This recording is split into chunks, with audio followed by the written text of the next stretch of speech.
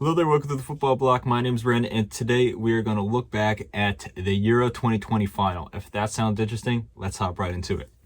One step beyond.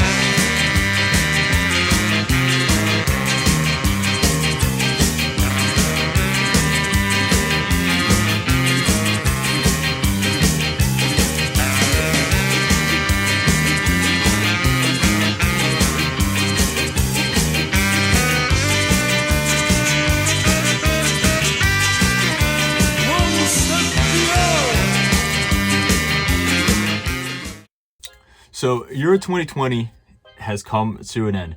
Overall, it's been an amazing tournament. Out of all the Euros that I watched personally, this has been my favorite, the most exciting, the most fun to watch by far. And now we look back at the showpiece match between Italy and England. And as you can see here on my screen, I have the match report.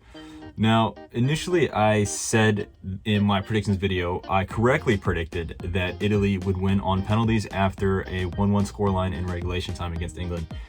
But I had the goal scorers a little off, and I kind of misread how the game was going to go. But overall, I am still very proud of my prediction. Yet another prediction that I got right, or partially right, I guess you can say. In my predictions, I said that the game would be an end-to-end match, even though it's very tense. I said that England would dominate parts, Italy would dominate parts, but no team would actually be able to fully control the match. It would just be kind of end-to-end with opportunities.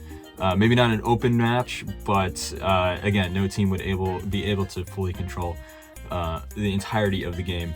Now, I said that in the second half, Italy would score because of their strong counter-attacking ability, and I said Chiesa would score just because of his versatility. Now, he did come close to scoring on numerous occasions, but he unfortunately did not.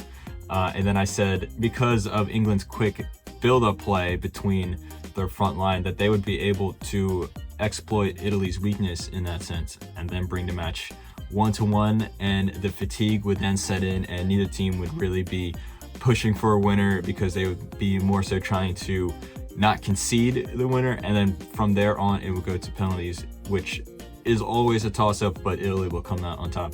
Now, the game ended up going a little differently. England completely shell-shocked Italy in the second minute after Luke Shaw scored. Now, it was due to their quick play, not so much with the front line, but Harry Kane dropped back, played a ball out to Trippier, who played a wonderful cross in over the top. Harry Kane and the other attacking players kind of drew the defenders away, and then out of nowhere, Luke Shaw came up with a nice volley that went to Donnarumma's near post and into the net. Now, from that moment on, Italy throughout the first half looked extremely disorganized. They had no idea what hit them, and they were barely able to string together two passes. And Italy looked very physical. They're very hard-nosed. They defended a lot like Argentina in the Copa America final the day before. And they really stopped Italy from playing that possession, that style football. And Italy looked really lost up top. But into the second half, Mancini made a few changes, switched the formation around, and Italy looked like a completely different team. They got on the ball, they had positive possession, and were making some really dangerous opportunities. But England did not really seem to respond. They kind of just sat back and absorbed the pressure, and they were comfortable with defending their lead, which, in my opinion, was their biggest mistake. I think Gareth Southgate should have really tried to utilize that great attacking power that he has and try to hit back on Italy, as they barely even tried on the counter. Italy dominated the second half. Even though England defended really well, it was some more so last-ditch defending, you know, tackles here, goals, goalkeeping saves, things like that. And then Italy grabbed the equalizer, a very scrappy goal, but a goal nonetheless, off the corner that kind of pinged around in the box. Wonderful save by Pickford, but then Bonucci was able to easily sweep in the rebound, tying the match 1-1. Now, from that point on, it looked very tight, and into extra time, both teams looked very fatigued, and it seemed like they were kind of trying to go for it, but still not trying to commit too much.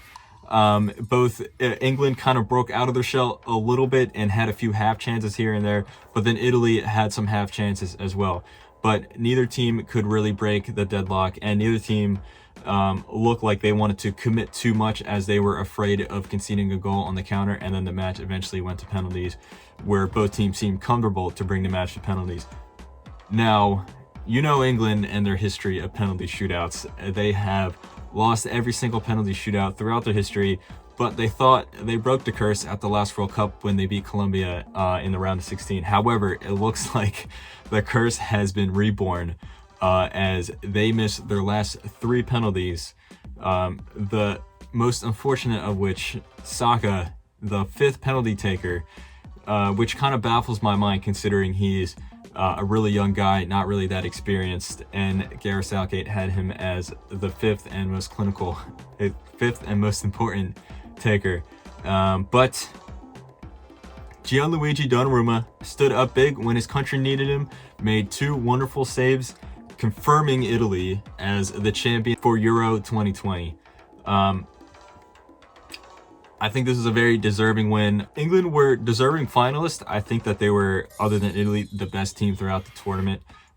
Just especially when you look at their defense and the way their midfield, they would just control the opposition's attack and completely nullify the other team.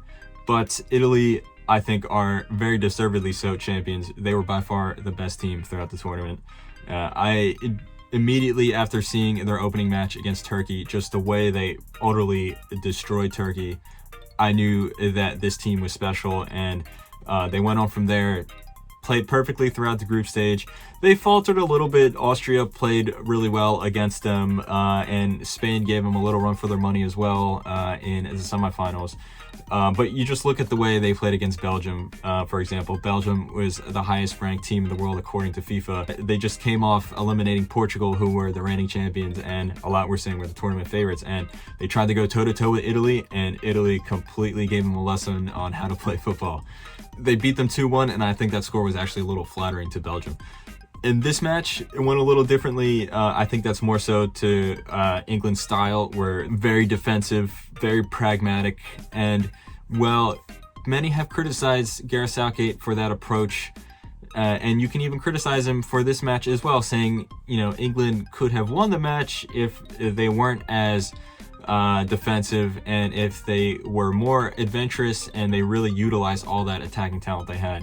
And I think that's a very valid point. I think that England really could have reached a higher potential, but at the same time, they still played very well throughout the tournament. They still made it to the final. Gareth Southgate is the first manager in English football history to bring an England team to the Euro final. England has never been at the final before, and still they were a penalty shootout away from winning the final. It's not like there was a huge defensive mistake and they conceded a winner, or it's not like one of their star strikers missed the golden opportunity or something like that. They got eliminated on a penalty shootout, even though they're defending well for majority of the game. So I do think you can criticize Gareth Southgate, but you still have to give credit where credit is due. Mancini, on the other hand, completely revitalized his career after his club career kind of went on a downward spiral after Manchester City lost to Wigan in this very same stadium, and they, I believe, 2013, maybe 2012 FA Cup final. But Mancini completely reinvigorated himself, and Italy as well completely rebuilt this team. Remember, this team failed to qualify for the 2018 World Cup. They got eliminated in the group stage at the 2014 World Cup, and they were great at Euro 2016, but that was more so due to Antonio Conte. That squad on paper at Euro 2016 was arguably the worst squad that Italy brought to a major tournament in recent history, at least. It was a far cry away from the team that was world champions in 2006, and yet, because of Mancini, because of top-down reconfiguration of the Italian FA, as well as a very talented group of youngsters coming through, Italy have now solidified themselves as one of Europe's elite and one of the world's elite again. And you don't just see that with the national team, you also see that with Serie A. A lot of Serie A clubs are doing well. It's not just Juventus running away with the league anymore. There's an actual title race now. Teams like Milan and Inter are coming back. Napoli is doing well. Atalanta came out of nowhere. So I think we are really seeing an Italian renaissance in a footballing sense, and I'm sure that's wonderful to see from an Italian point of view. So anyway, guys, thank you very much for watching. Euro 2020, as I said before, wonderful tournament. I hope you guys enjoyed it just as much as I did. Make sure to leave a comment, like, and subscribe. My name is Brandon. This has been the Summer Football Fest presented to you by the Football Bloc. Hope you guys have a nice rest of your night. One step beyond.